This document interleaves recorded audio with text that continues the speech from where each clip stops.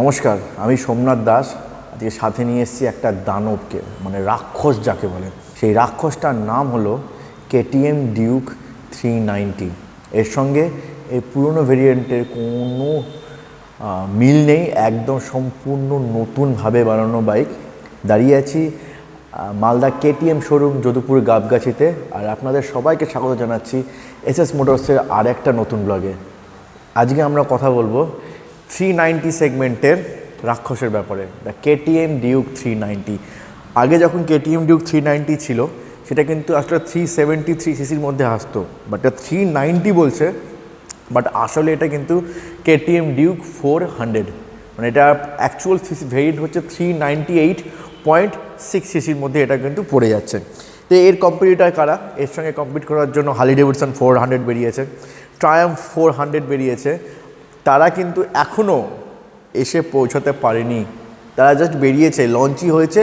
তাদেরকে আপনারা ইউটিউবেই দেখেছেন, রাস্তায় কিন্তু দেখেননি। কিন্তু কেটিএমের নেটওয়ার্ক এত ভালো হওয়ার জন্য বাজাজের থ্রু দিয়ে আপনারা কিন্তু এই বাইকগুলো লঞ্চ হওয়ার সঙ্গে সঙ্গে আপনার শহরের পার্শ্ববর্তী ডিলারের কাছে এই বাইকগুলো অ্যাভেলেবেল হয়ে যায়। তো ওগুলো আসছে আসছে আসছে আসছে আসছে but KTM Duke 390 already present here. তো আজকে কথা বলবো এই বিস্টটার ব্যাপারে। So let's talk in more details about KTM Duke 390. Let's start from the front wheel. এটা KTM Duke 390 সামনের চাকা। দেখুন কিছুটা ডিফারেন্স আছে না? যেটা সবচেয়ে বেশি ইউনিক হলো এই সামনের চাকার এই ফ্রন্ট ব্রেকটা। দেখুন এখানে এলিমেন্টে মিসিং, ঠিক আছে? এটা একটা নতুন ধরনের ডিস্ক ব্রেক ইন্ট্রোডিউস করার চেষ্টা করেছে কেটিএম, যাতে করে বাইকটা আরও বেশি হালকা হয়ে যায়। এই যে এখানে যে একটা স্পোক দেওয়া থাকতো অন্য অন্য বাইকের ব্রেকে, এটা মিস করার জন্য মানে এটা গায়েব করে দিয়েছে কেটিএম। সমস্ত কিছু মানে 2 কিলো ওভারঅল কমেছে, মানে এটার জন্য কিছু ওয়েট কমেছে। তো আপনি এখানে অ্যালয় হুইল পান একটা অরেঞ্জ কালারের, যেটা কেটিএমের সিগনেচার কালার। দেন এখানে আপনি টিউবলেস অ্যালয় হুইল টায়ার পেয়ে যাচ্ছেন 100/70 সেকশনের টিউবলেস অ্যালয় হুইল টায়ার পেয়ে যাচ্ছেন। 17 ইঞ্চি চাকা, উপরে একটা সুন্দর স্পোর্টি দেখে একটা মার্গার্ড পেয়ে যাচ্ছেন। আর এখানে একটা মেবি, আমি ঠিক শিওর না, মেবি 37 mm হতে পারে অথবা 40 mm হতে পারে, ট্র্যাভেলযুক্ত upside down suspension system. Speciality এই সাসপেনশন সিস্টেমটার, এখানে একটু কাছে আসুন দেখায়, এটা কিন্তু অ্যাডজাস্টেবল সাসপেনশন সিস্টেম। এখানে যে নবটা আছে না, এটা 5 স্টেপ অ্যাডজাস্টেবল সাসপেনশন সিস্টেম, মানে 5টা ধাপ উঁচু নিচু করা যায়। এবার এই জিনিসগুলো যেহেতু নিউ মার্কেটে, তো আমারও যেরকম নলেজ নেই এই ইউএসডি ফোক্সকে সামনের দিকে যে সাসপেনশন সিস্টেমকে কীভাবে অ্যাডজাস্ট করতে হয়, সে আমি আপনাদেরকে বলবো আপনারাও নিজেরা এটাকে অ্যাডজাস্ট করার চেষ্টা করবেন না, শোরুমে এসেই অ্যাডজাস্ট করানোর চেষ্টা করবেন। যদি আপনারা নিজে করেন তাহলে গাড়ির হতে জিওমেট্রি যেটা আছে সেটা কিন্তু ডিসব্যালেন্স হয়ে যেতে পারে, তখন আপনার রাইডিং এক্সপিরিয়েন্স কিন্তু খারাপ আসবে। ওকে, এবার আমরা কথা বলে নেব গাড়ির ফ্রন্ট লুক, গাড়ির হেডলাইট সম্পর্কে। দেখুন হেডলাইটটা, এই হেডলাইটটা আমি কেন রাক্ষস বলেছি, হেডলাইটটা দেখে মনে হচ্ছে না আপনার একটা রাক্ষসের মুখ? দেখুন কোনো ডিসেন্সি ইনোসেন্সির কোনো ব্যাপারই নাই। ওকে, আপনি হয়তো একটা সিনেমা বেরিয়েছিল স্পাইডারম্যান, ভেনাম বলে একটা সিনেমা বেরিয়েছিল, এই মুখটা দেখে আমার ভেনামের কথা মনে পড়ে যায়। ওকে, এবার আমি যখন ইগনিশন অন করি, এটা হচ্ছে ডিআরএলটাই যথেষ্ট উজ্জ্বল, ঠিক আছে? একটু মানে নড়বড়ে আছে, বাট ডিআরএলটা যথেষ্ট উজ্জ্বল। আর এটা হচ্ছে আপনার হেডলাইটটা দেখুন, যখন জলে এরকম পেয়ে যাচ্ছেন আপনি অল এলইডি ফ্রন্ট হেডলাইট পেয়ে যাচ্ছেন। সামনে পেয়ে যাচ্ছেন দুটো এলইডি টার্ন ইন্ডিকেটার। এই দেখুন আপনার টার্ন ইন্ডিকেটার এরকম করে জ্বলে, আর যখন আপনি হ্যাজার্ড করবেন তখন আপনার এভাবে জ্বলবে। তো আফটার মার্কেটে কাউল পাওয়া যায়, সেই সমস্ত কাউলকে আপনি এখানে আরামসে ইমপ্লিমেন্ট করতে পারেন যদি আপনি চান, তো আদারওয়াইজ কিন্তু কোনো ইমপ্লিমেন্ট করার প্রয়োজন নাই। তো কেটিএমের একটা জিনিস খুব ভালো আমার লেগেছে, ব্যাপারটা কি, এই যে তারগুলো যে আছে না, এই তারগুলোকে না খুব সুন্দরভাবে অ্যাডজাস্ট করা আছে, তাতে করে মনে হয় না যেন কোনো ক্লামজি ভাব মনে হয় না, মানে খেলো আছে বা সাইড দিয়ে বেরিয়ে যাচ্ছে এরকম কোনো মনে হয় না, একদম ভালো করে ফিট করানো আছে। এবার আমরা কথা বলে নেব গাড়ির হ্যান্ডেলবার সম্পর্কে। কেটিএমে যে হ্যান্ডেলবারটা আছে দেখুন, আমাদের সবচেয়ে বেশি ভালো লাগে এই সুইচগুলোর নিচে না লাইট জ্বলে। দেখুন এই যে লাইটগুলো যে জ্বলছে, এই যে লাইটগুলো জ্বলছে, এটা আমাকে একটা মনে হয় যেন আমি একটা প্রিমিয়াম বাইকের উপর বসে আছি। লাইট না জ্বললে আমার পার্সোনালি ভালো লাগে না। সিম্পল স্ট্রেট হ্যান্ডেলবার, ঠিক আছে? হ্যান্ডেলবারের এই কাছে যে গ্রিপ যেটাও আছে, গ্রিপের কোয়ালিটিও ভালো, মানে মনে হয় না যে আমি খেলো গ্রিপ ধরে আছি, বা ধরে যেন একদম টাইট পাঞ্চ পাচ্ছি আমি ধরে। এখানে আপনি আপনার হাত প্রোটেক্ট করার জন্য দুটো বিট পেয়ে যাচ্ছেন। এখানে অনেকগুলো সুইচ পাচ্ছেন, সুইচগুলো ইনভার্টেড, মানে ভিতর দিকে ঢোকানো, বাইরের দিকে বের করানো নয়। তাতে করে কী হয়, আপনার থাম্ব যে আছে না, খুব ভালোভাবে প্লেস করা যায়। এখানে আপনি একটা হ্যাজার্ডের সুইচ পেয়ে যাচ্ছেন, এটা আপনার টার্ন ইন্ডিকেটার, এটা গাড়ির হর্ন যথেষ্ট লাউড। আপনি এখানে পেয়ে যাচ্ছেন দুটো অ্যালয়ের মিরর, মানে এই মিররটা অন্য গাড়িতে কী হয় লোহার থাকে, বাট এখানে আপনি অ্যালয় পেয়ে যাচ্ছেন। অ্যালয় পেলে কী হয়, জিনিসটা আরও স্ট্রং হয়, লোহারগুলো এরকম করে ঘুরতে থাকে কিছুদিন হওয়ার পর। তো এরপর তার উপরে আপনি ডিসপ্লে পাচ্ছেন। ডিসপ্লে ব্যাপারে পরে কথা বলছি। এখানে কিন্তু আপনি পেয়ে যাচ্ছেন সেলফের অপশন। এই সেলফটা কিন্তু অন্যরকম, নিচের দিকে নিয়ে গেলেই স্টার্ট হয়, খুবই সেন্সিটিভ, মানে নিচের দিকে নিয়ে গিয়ে এতটাই সেন্সিটিভ যে আমাকে সেলফ স্টার্টের বাটনটা মারতেই হয় না, ঠিক আছে। নিচের দিকে নিয়ে গেলেই স্টার্ট হয়ে যাচ্ছে। হয়তো ওয়ারিংটা একটু গড়বড় আছে, বাট আমার তো মনে হচ্ছে এখানে ওয়ারিংটা একটু গড়বড় আছে, কারণ নিচের দিকে নিয়ে গেলেই স্টার্ট হয় না। হ্যাঁ দেখুন, এবার আমি টিপব, তবে গিয়ে স্টার্ট হবে। তো this is all about the handle বার। আমার হ্যান্ডেল বারের কোয়ালিটি যা আছে টপ নচ লেগেছে, মানে 3-4 লাখ টাকার গাড়ি, তো কোয়ালিটি দিয়ে কোনো রকম কোনো কম্প্রোমাইজ করা হয়নি। KTM Duke 390 ডিসপ্লে, ঠিক আছে, হ্যাজার্ডগুলো অন আছে। তো আমি যখন সুইচ টগল করব, you can see full reserve, এটা স্পিড মোড। এবার যখন আমি ব্যাক করব, দেখুন এতগুলো মোড পাচ্ছেন। রাইড মোডের মধ্যে আপনি ট্র্যাক পেয়ে যাচ্ছেন, রেন মোড পেয়ে যাচ্ছেন, স্ট্রিট মোড পেয়ে যাচ্ছেন, তারপর আপনি ABS পেয়ে যাচ্ছেন। ABSের মধ্যে ঢুকলে রোড অ্যান্ড সুপার মোটর পিছন চাকার ABS কাজ করে না। ট্র্যাকশন কন্ট্রোল ইন করলে অন অ্যান্ড অফ, ওকে।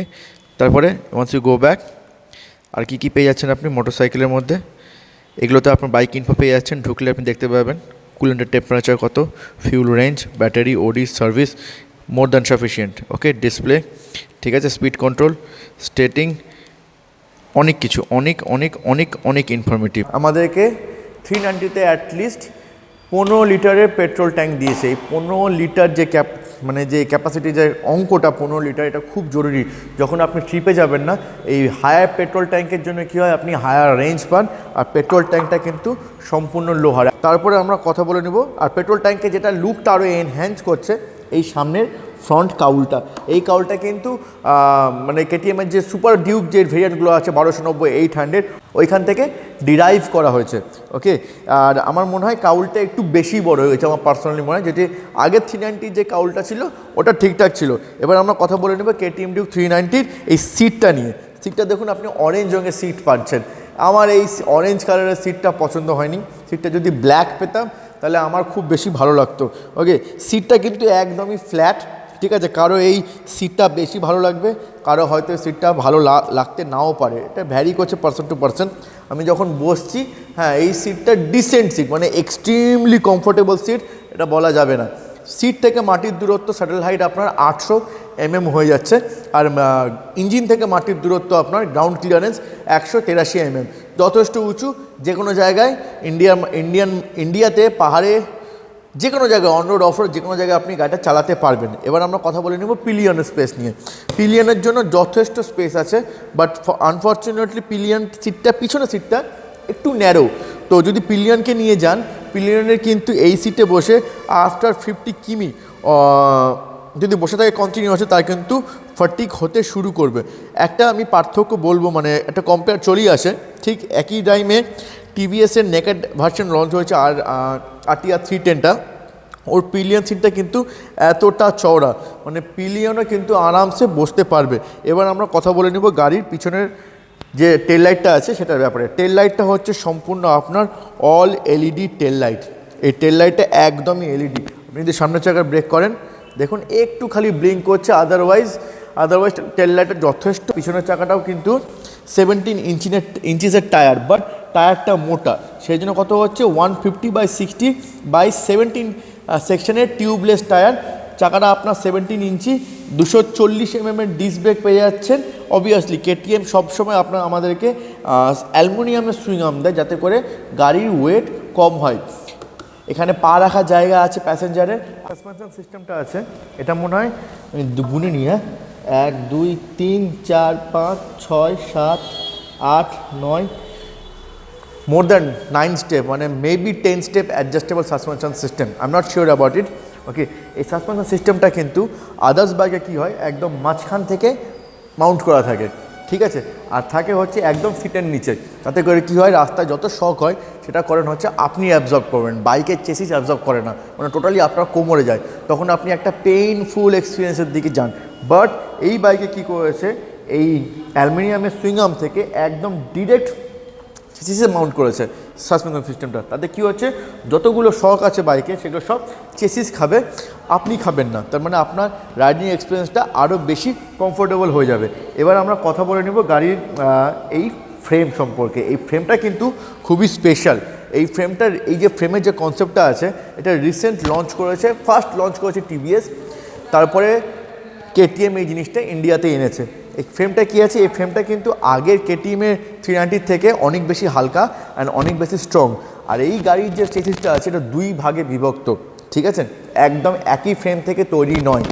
এই জায়গাতে এই ফ্রেমটা হচ্ছে আপনার লোহার, তারপর এইখান থেকে আপনার এই যে ফ্রেমটা আপনি দেখছেন যেটাকে আপনি বডির অংশ ভাবছেন, বাইকের বডি ভাবছেন, আসলে কিন্তু এটা হচ্ছে বাইকের ফ্রেম, এটা অ্যালুমিনিয়াম সাব ফ্রেম, ঠিক আছে। এই ফ্রেমটা একদম এই ভিতর দিয়ে এসে এইখানে একটু ভিতরে আসুন, কাছে নিয়ে আসুন, এই জায়গাটায় লোহার সঙ্গে মাউন্ট করা আছে। দেখুন এই জায়গাটায় এটা হচ্ছে অ্যালুমিনিয়ামের ফ্রেম, যেটা এই মনসকের পিছন দিক দিয়ে গিয়ে এখানে লোহার সঙ্গে মাউন্ট করা আছে। তার মানে গাড়িতে 2টো ফ্রেম আছে, এটা লোহার আর এটা অ্যালুমিনিয়ামের সাব ফ্রেম। তাতে করে কি হয় গাড়ির যে ওয়েট আছে না, সেই ওয়েটটা এক্সট্রিমলি লেভেলে কমে যায়। যদি এই গাড়িটায় যদি লোহার ফ্রেম দিয়ে সম্পূর্ণ তৈরি করা হতো তাহলে গাড়ির ওয়েট 168 কেজির বদলে গাড়ির ওয়েটটা হয়ে যেত 188 কেজি, সেখানে কিন্তু অথবা 178 কেজি, সেখানে কিন্তু কেটিএম নিঃসন্দেহে মিনিমাম 10 কিলো ওয়েট আরামসে কম করে দিয়েছে। কেটিএম কিন্তু এই বাইকে অনেক ওয়েট কাট করেছে, সামনে ডিস্ক ব্রেকে ওয়েট কাট করেছে, এখানে অ্যালুমিনিয়ামের সুইংআর্মে ওয়েট কাট করা আছে, চেসিসে ওয়েট কাট করা আছে, অনেক অনেক অনেক ওয়েট কাট করেছে। এবার কথা বলবো হচ্ছে এই মোটরসাইকেলটার মেন পার্ট, এই ইঞ্জিনটা নিয়ে। এই ইঞ্জিনটা হচ্ছে লিকুইড কুল 4 ভলভ যুক্ত ডিওএসি ইঞ্জিন, যার ডিসপ্লেসমেন্ট হলো 398.3 সিসি, মানে ধরুন 400 সিসির ইঞ্জিন, যেটা আপনাকে 45.3 বিএইচপি অফিসিয়ালি, বাট আনঅফিসিয়ালি সবাই বলে 46 বিএইচপির পাওয়ার দিচ্ছে। আর আপনাকে কত 40 নিউটন মিটার টর্ক, মানে I think 39 to 40 newton metre torque আপনাকে কিন্তু এই ইঞ্জিনটা প্রোভাইড করে দিচ্ছে, ঠিক আছে। এবারে এই ইঞ্জিনটার স্পেশালিটি কী আছে, আপনি যখন ট্রায়াম্ফ 400 অথবা হার্লি ডেভিডসন 400 কথা বলবেন, তারা সবসময় আপনাকে মিড রেঞ্জে পাওয়ার দিবে, বাট এই বাইকটা নিজের প্রাণ পায় যখন আপনি এই গাড়িটাকে এক্সট্রিম আরপিএমে নিয়ে যান। মানে যখন আপনি 8500 আরপিএমে নিয়ে যাবেন তখন আপনি 46 বিএইচপি পাওয়ার পাবেন। মানে গাড়িটাকে আপনি যত দাবড়াবেন, বাতি বাংলা কথায়, ও বলবে চল ঠিক আছে আমি নিয়ে নেবো, কোনো অসুবিধা নাই। মানে 150 160 যেতে কোনো রকমের কোনো অসুবিধা হবে না এই বাইকে। যত বেশি পুশ করবেন বাইক তত বেশি দৌড়াবে। এই জন্যই এটাই ডিফারেন্স হচ্ছে আপনার কেটিএম ডিউক 390 আর ট্রায়াম্ফ হার্লি ডেভিডসনের মধ্যে। হার্লি ডেভিডসন আপনাকে ওই মিড রেঞ্জের মধ্যে সমস্ত পাওয়ার ডেলিভারি করে, আর এটা আপনাকে টপ রেঞ্জের মধ্যে পাওয়ার ডেলিভারি করে। তাতে কী হয়, আপনি ফার্স্ট গিয়ার থেকে শুরু করে 6th গিয়ার পর্যন্ত সবসময় একদম টপ নচ পিক পাওয়ারগুলো পেতে থাকেন। গাড়িতে 6টা গিয়ার আছে। গাড়ির মাইলেজটা কিন্তু দাদা অনেক কম, মানে অফিসিয়ালি ক্লেম করে 28 কিলোমিটার, বাট আমি বলবো কেটিএম ডিউক 390 যা রেকর্ড আছে আপনি এই গাড়িটা থেকে খুব বেশি হলে 20 থেকে 22 কিলোমিটার পার লিটার মাইলেজ পাবেন। যদি খুব ভালো রাইডার হন তাহলে হয়তো 25 পেতে পারেন, আর যদি 28 পান তাহলে নিশ্চয়ই কমেন্টে জানান আপনি 28 পেয়েছেন। এটা বিশাল বড় ব্যাপার এই বাইকের তরফ থেকে, ঠিক আছে। এই বাইকটা কারা কিনবে? এই বাইকটা তারাই কিনবে যারা থ্রিল ভালোবাসে, ঠিক আছে।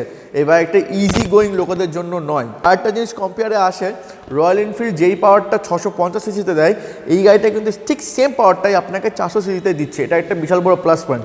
এই গাড়িটারও দাম প্রায় 3 লাখ, অনরোড প্রাইসই বলছি আমি, হ্যাঁ 3,76,273 টাকা মালদাতে দাম অনরোড, ওকে। শোরুম ওয়াইজ গাড়ির দাম, ইভেন শোরুম কি স্টেট ওয়াইজও গাড়ির দামও ভ্যারি করে, ঠিক আছে। তো এই ছিল যাবতীয় তথ্য কেটিএম ডিউক 390 সম্পর্কে। এই গাড়িটা আমি ডেফিনেটলি চালাবো আর আপনাদেরকে বলবো গাড়িটা চালিয়ে আমার কেমন লাগলো। যদি গাড়িটার সম্বন্ধে কিছু বিস্তারিত জানতে চান, যদি কিছু আমি মিস করে থাকি, ডেফিনেটলি কমেন্টে জানান। আর চ্যানেলটাকে সাবস্ক্রাইব করতে ভুলবেন না কিন্তু। ধন্যবাদ ভিডিওটা দেখার জন্য।